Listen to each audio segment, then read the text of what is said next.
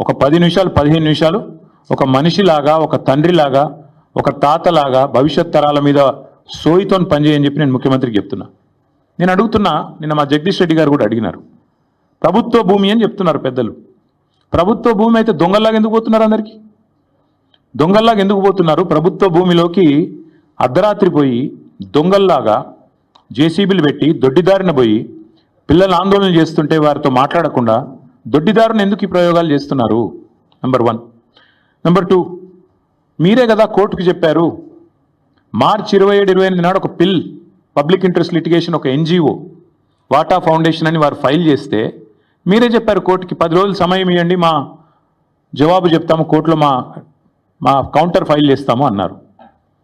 మరి ఆ 10 రోజులు ఏం పడిపోయిందని వాళ్ళ బుల్డోజర్లు పంపి అర్ధరాత్రి అపరాత్రిని లేకుండా ఉన్న చెట్లన్నీ కూలగొట్టి అక్కడున్న పశువులను చంపేసి అక్కడున్న పక్షులను గూళ్ళు చెదిరేటట్టు చేసి ఈ 10 రోజులు దొంగల్లాగా ఎందుకు వ్యవహారం చేస్తున్నారు? ప్రభుత్వ భూమి అన్నమాట నిజమే అయితే ఎందుకు ఈ దొంగ వ్యవహారం?